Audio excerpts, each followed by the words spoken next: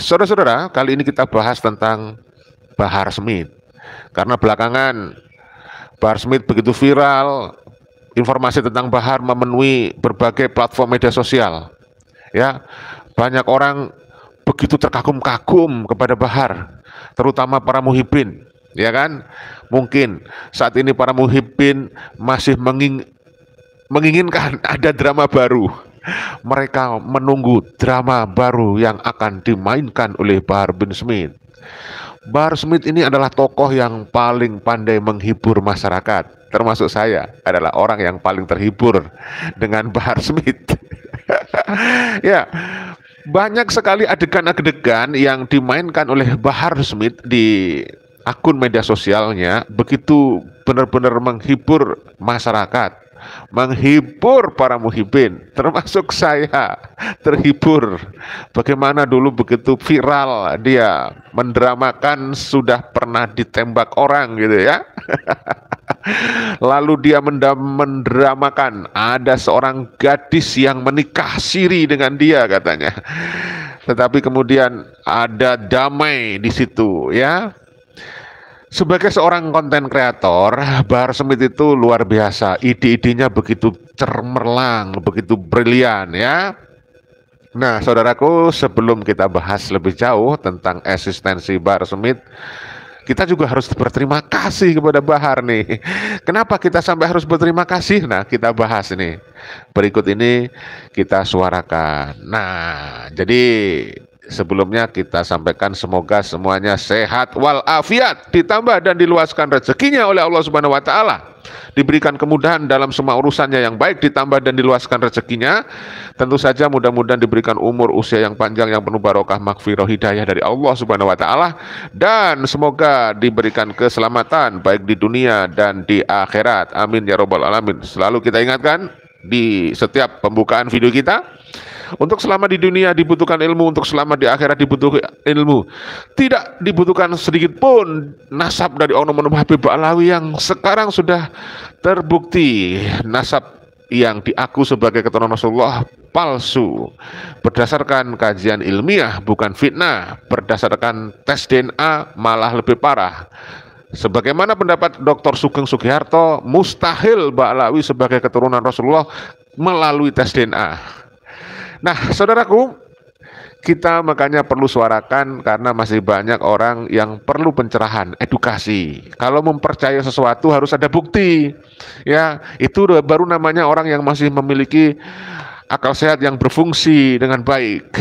Selama dia tidak menggunakan akal sehatnya, tentu saja akan mudah dibohongin orang. Hanya doktrin mengaku dengan ditakut-takuti neraka, diiming-imingi surga, percaya begitu saja, begitu ya. Tetapi insya Allah kalau menggunakan akal sehat, kita nggak akan mudah dibohongin orang, karena kita akan selalu bertanya fakta empiris, akan selalu bertanya bukti autentik, sehingga orang itu ketika mau membohongi kita mikir dulu dia, ini orang saya bohongi, tanya nggak buktinya, ya, tanya nggak fakta empirisnya, gitu ya.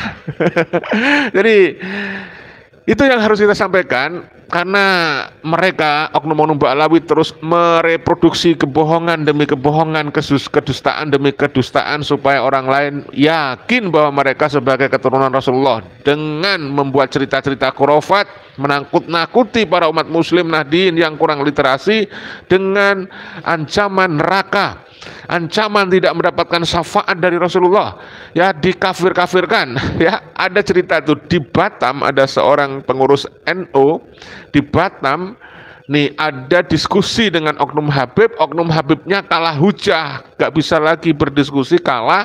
Apa yang dilakukan oleh Habib itu kemudian menelpon secara pribadi, menyampaikan, mengancam kepada sang kiai bahwa Pak Kiai tidak diberi syafaat. Jadi saudaraku, jangan percaya kalau ada oknum Habib mengatakan dia bisa menjamin surga. Tak ada satupun orang yang bisa hidup di zaman sekarang ini, ya, katanya bisa menjamin surga, itu dia bohong. Tak ada satupun orang yang hidup di zaman sekarang bisa menjamin surga. Itu ya, itu sudah landasan kita berpikir ya. Lalu kalau kalian tanpa bukti nggak usah percaya begitu. Baik, kita sampaikan tentang Bahar bin Smith. Kalau kita melihat jejak digital Bahar ini diawali dengan mengaku-ngaku sebagai cucu Nabi. Tentu saja cucu Nabi Muhammad SAW, harusnya orang sudah mikir, ya, udah mikir bahwa dia bohong. Mana ada cucu Nabi di zaman sekarang? Nggak ada. Ya, coba siapa yang bisa membuktikan? Nggak ada cucu Nabi. Apalagi cucu Nabi kalau menurut ilmu sosiologi itu generasi ketiga. Contohnya saya punya anak, anaknya anak saya itulah cucu. Sehingga Bahar ketika ngomong cucu Nabi, jelas dia berdusta atas nama Nabi Muhammad SAW. Supaya apa? Supaya dia diagungkan karena dia tidak mulia, ya. Supaya dia dianggap orang mulia. Lalu dia mengkapitalisasi nasab, ilmu. Nah, dia minim. Dia adalah salah satu orang yang mengklaim dirinya sebagai ulama tapi defisit ilmu. Defisit ilmu. Ya, saudaraku. Nah, kemudian dari beberapa perilaku dia yang begitu temperamental, ya, ada sejumlah orang yang sudah menjadi korban kekerasan Bahar, yang kemudian menghantarkan Bahar ke jeruji besi, ke pesakitan. Kayak gitu sebenarnya kita sudah bisa menilai bahwa dia itu nggak layak mengaku cucu Nabi.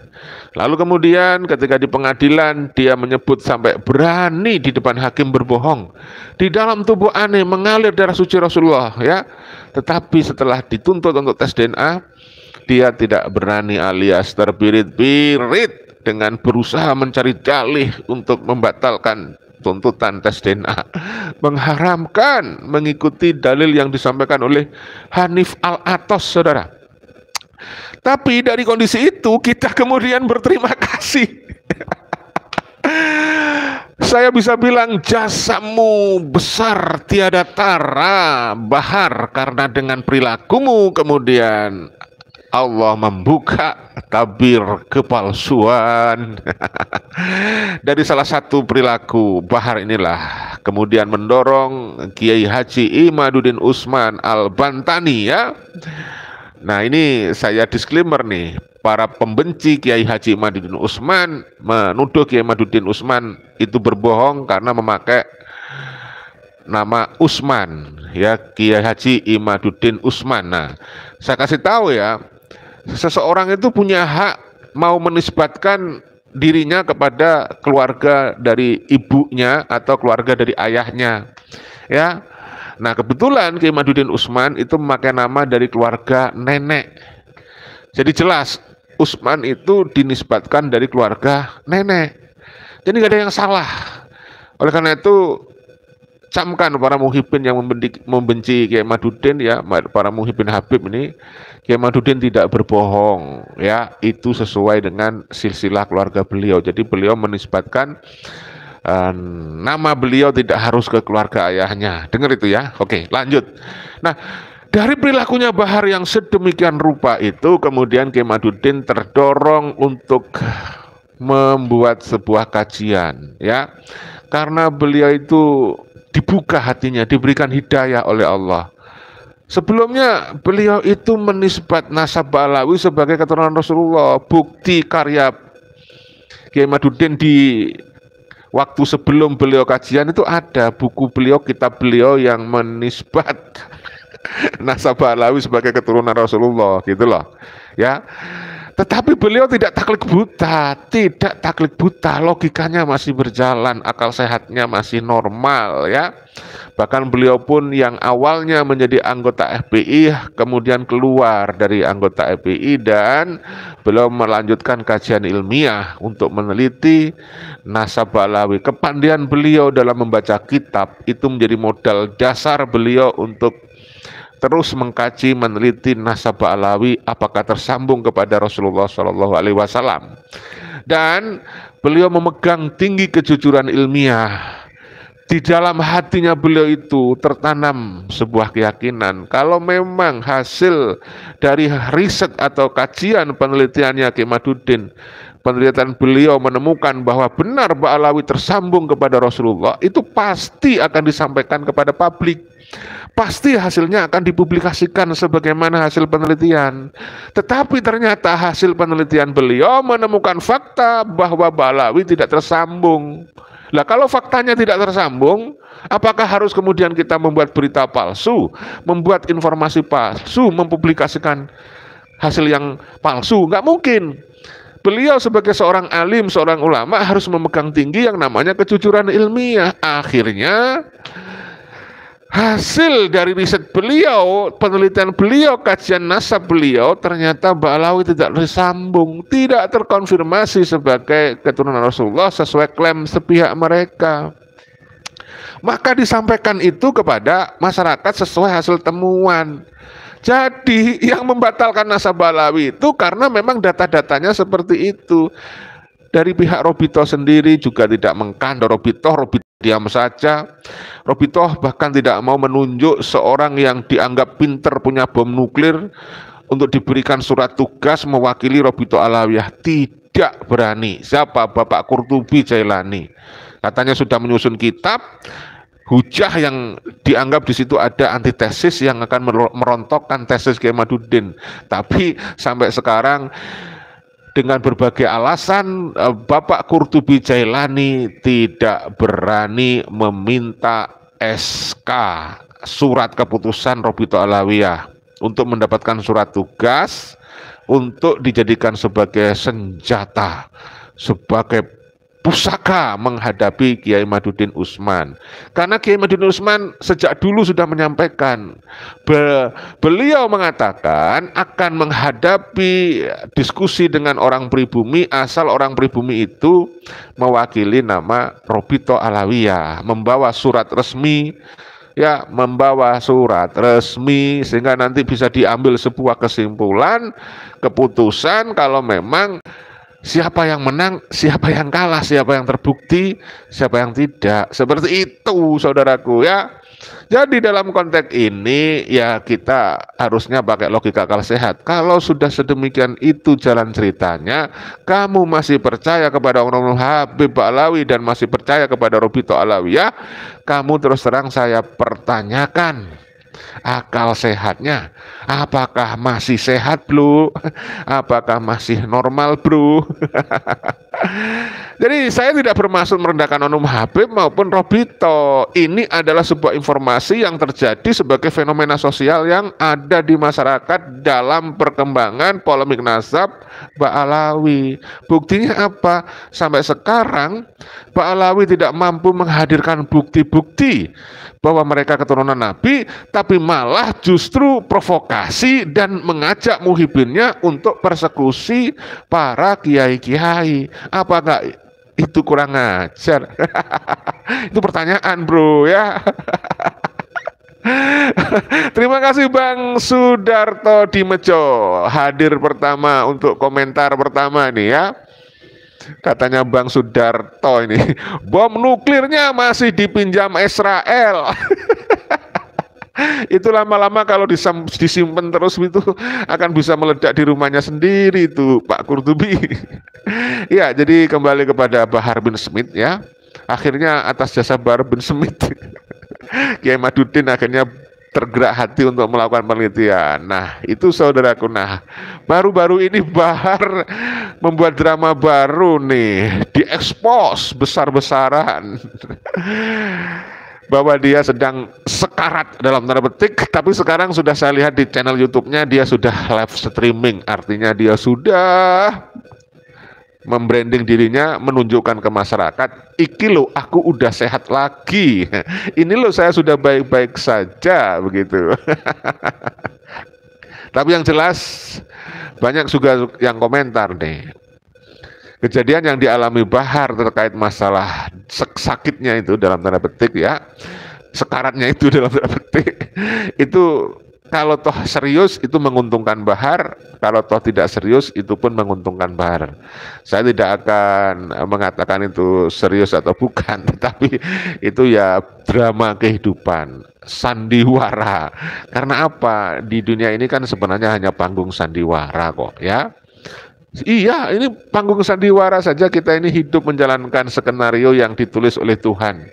Ya, oleh Allah Subhanahu wa taala. Kita hanya menjalankan skenario yang sudah ditulis oleh Allah Subhanahu wa taala. Jadi ada lagu itu, ya, lagunya itu saya lupa itu. Intinya adalah dunia ini panggung sandiwara.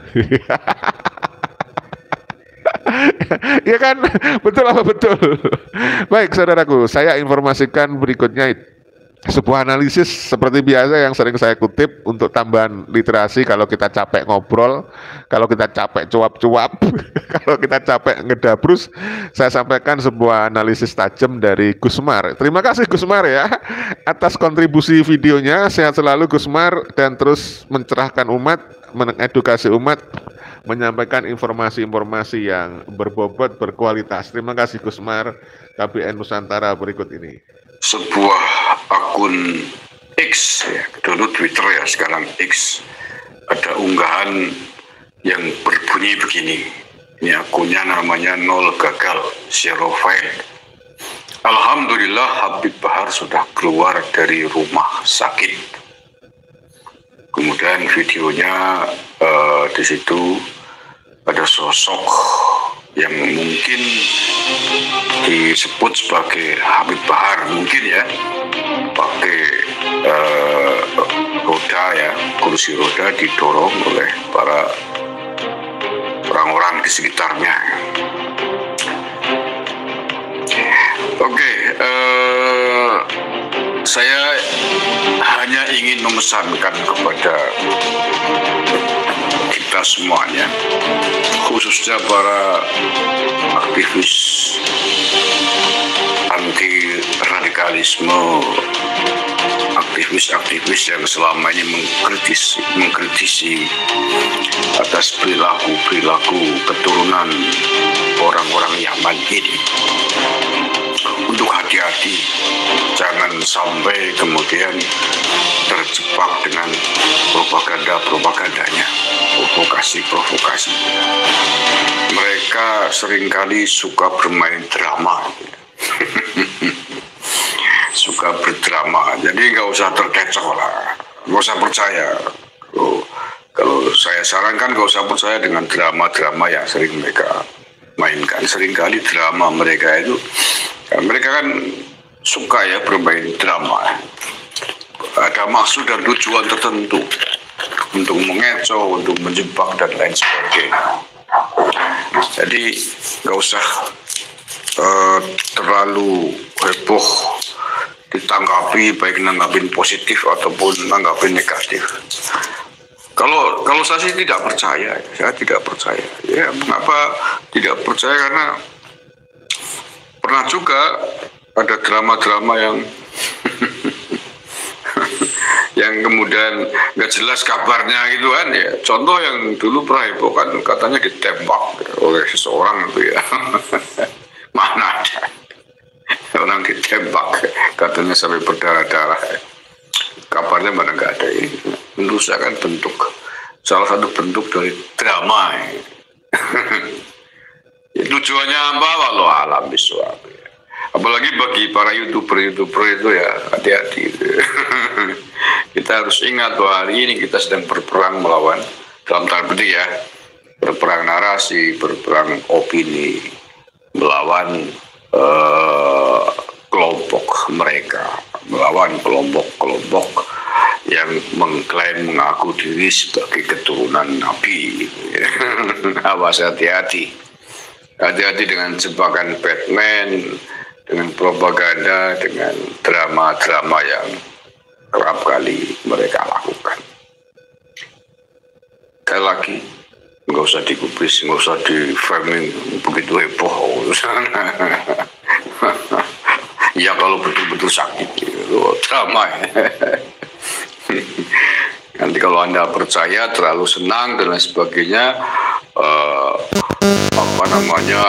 nyumpahin atau apa, tiba-tiba besok yang muncul di panggung ya, seolah-olah kan kemudian menampakkan bahwa walaupun dalam kondisi sakit, baru sembuh dari sakit, tetap berjuang, tetap garang kan itu.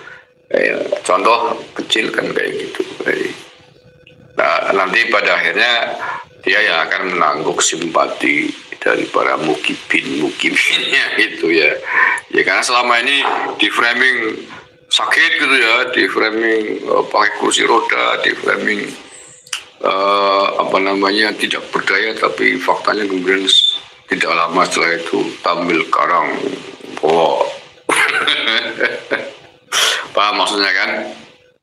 Iya Pak, harus cerdas lah, ini pertarungan medsos. Jadi dalam kondisi kayak gini biasa musuh lawan-lawan itu saling lempar umpan gitu ya. Saling lempar jebakan gitu, makanya hati-hati, waspada. Pemain-pemain medsos harusnya paham ya kayak gitu-gitu.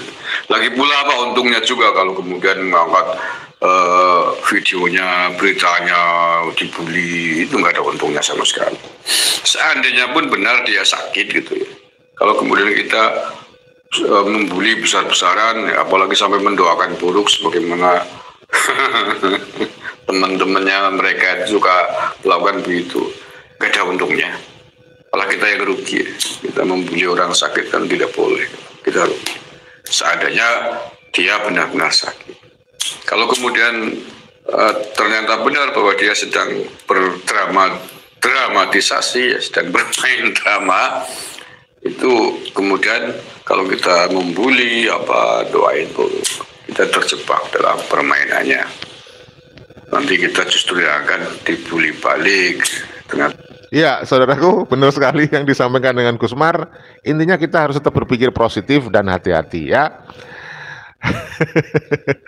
Saudaraku, itu aja yang bisa kita sampaikan pada pagi hari ini. Selamat menjalankan aktivitas Anda pada siang hari ini. Mau bekerja, monggo, mudah-mudahan pekerjaan Anda lancar ya. Terima kasih dari Bang Kabib Ayubi. Orang begini dia takut susah, maka sekali berdusta menekan pribumi supaya mudah dapat cuan. Terima kasih Bang Kabib dari Sang Satria. Terima kasih. Kemudian dari Bang siapa ini? Waalaikumsalam warahmatullahi wabarakatuh. Selamat pagi Bang ya, Bang Kino ya. Kosong, terima kasih hadirnya lagi. Kemudian Muhammad Nur. Itu saja saudaraku ya, mohon maaf kalau ada salah-salah kata. Kita sampaikan video ini untuk edukasi dan rekreasi, mudah-mudahan ada hikmahnya dan mudah-mudahan menghibur kalian semuanya ya. Kita jaga persatuan, kita saling mencintai, jangan ada yang merasa lebih mulia daripada yang lainnya. Kita sama di hadapan Allah. Salam persatuan, salam Pancasila, salam NKRI harga mati, salam Bhinneka Tunggal Ika. Wassalamualaikum warahmatullahi wabarakatuh. Merdeka!